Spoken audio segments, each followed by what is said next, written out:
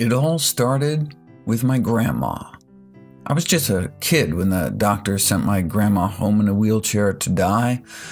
Diagnosed with end-stage heart disease, she'd already had so many bypass operations that the surgeons essentially ran out of plumbing. Confined in a wheelchair, crushing chest pain, her doctors told her there was nothing more they could do. Her life was over at age 65. But then she heard about Nathan Pritikin, one of our early lifestyle medicine pioneers, and what happened next was documented in Pritikin's biography. It talks about Frances Greger, my grandma. It was a live-in program where everyone was placed on a plant-based diet and started on a graded exercise regimen. They wheeled her in, and she walked out. Within a few weeks, she was walking 10 miles a day, went on to live another 31 years till age 96, to continue to enjoy her 6 grandchildren, including me. Her miraculous recovery not only inspired one of those grandkids to pursue a career in medicine, but granted her enough healthy years to see him graduate from medical school. So it's really all thanks to her. During medical training, I was shocked to find out that this whole body of evidence on reversing chronic disease with lifestyle changes, opening up arteries without drugs, without surgery, was being largely ignored by mainstream medicine. Wait a second, if effectively the cure to our #1 killer could get lost down some rabbit hole and ignored, what else might there be buried in the medical literature that could help my patients?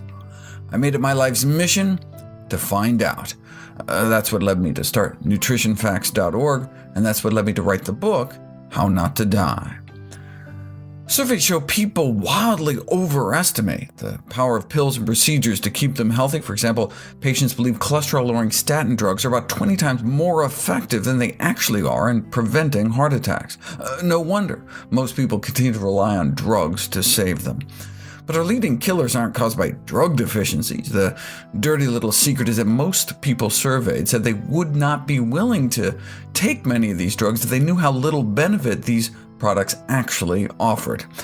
Whereas cleaning up our diets is not only safer and cheaper, but can be more effective in preventing, arresting, and reversing some of our leading causes of death, because you're treating the actual cause of the disease.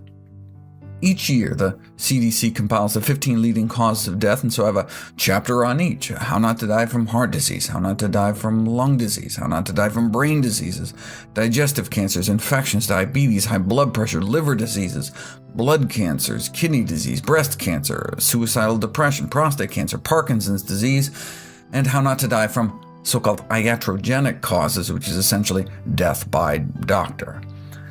That's the first half of the book, and the good news is that we have tremendous power over our health destiny and longevity. The vast majority of premature death and disability is preventable with a plant-based diet and other healthy lifestyle behaviors. I didn't want to just write a reference book, though. Yes, there's thousands of citations to peer-reviewed scientific papers, but I also wanted it to be a practical guide on translating this mountain of evidence into day-to-day decisions.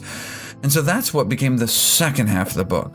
First, I started out with a traffic light system to classify everything into red light, yellow light, and green light foods. Though there are exceptions I talk about, the best available balance of evidence suggests the healthiest diet is one that minimizes the intake of meat, eggs, dairy, and processed junk, and maximizes the intake of fruits, vegetables, beans, which are split peas, chickpeas, lentils, legumes in general, whole grains, nuts and seeds, mushrooms, herbs and spices, basically real food that grows out of the ground. These are our healthiest choices. Some foods, though, have particular medicinal qualities, and so I then center my recommendations around a daily dozen checklist of all the things I try to fit into my daily routine. So, for example, I recommend a quarter teaspoon of the spice turmeric a day, a tablespoon of ground flax seeds, berries every day, greens every day. I talk about the healthiest beverages, the healthiest sweeteners, how much exercise to get. The whole daily dozen list with recommended serving sizes is available as free apps for both Android and iPhone. Just search for Dr. Greger's Daily Dozen. If there's only one diet that's ever been proven to reverse heart disease in the majority of patients, this plant-based diet.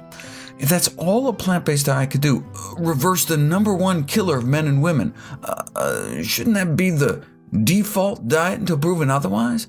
And the fact that it can also be effective in treating, arresting, and reversing other leading killers like high blood pressure and type 2 diabetes would seem to make the case for plant-based eating simply overwhelming. Most deaths in the United States are preventable and related to nutrition. According to the most rigorous analysis of risk factors ever published, the Global Burden of Disease Study funded by the Bill and Melinda Gates Foundation, the number one cause of death in the United States is our diet.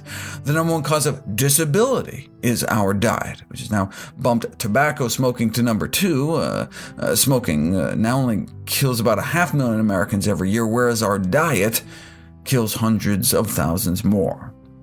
So obviously, nutrition is the number one thing taught in medical school, right? The number one thing your doctor talks to you about at every visit, right?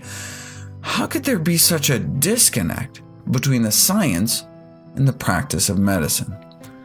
Doctors have a severe nutrition deficiency in education. Most doctors just never taught about the impact healthy nutrition can have in the course of illness, and so they graduate without this powerful tool in their medical toolbox. There are also institutional barriers such as time constraints and lack of reimbursement. In general, doctors aren't paid for counseling people on how to take better care of themselves. Of course, the drug companies also play a role in influencing medical education and practice. Ask your doctor when's the last time they were taken out to dinner by Big Broccoli. Probably been a while. It's like smoking in the 50s. We already had decades of science linking smoking with lung cancer, but it was largely ignored because smoking was normal. Most doctors smoked. The average per capita cigarette consumption was 4,000 cigarettes a year, meaning the average American smoked a half pack a day. The American Medical Association was reassuring everyone that smoking in moderation was just fine. There was the same disconnect between the science and public policy. It took more than 25 years and 7,000 studies before the first Surgeon General report against smoking came out in the 60s. You'd think maybe after the first 6,000 studies they could have given people a little heads up or something. Powerful industry. And today's meat, sugar, dairy, salt, egg, and processed food industries are using the same tobacco industry tactics to try to twist the science and confuse the public until the system changes. We have to take personal responsibility for our own health, for our family's health. We can't wait until society catches up to the science again, because it's a matter of life and death.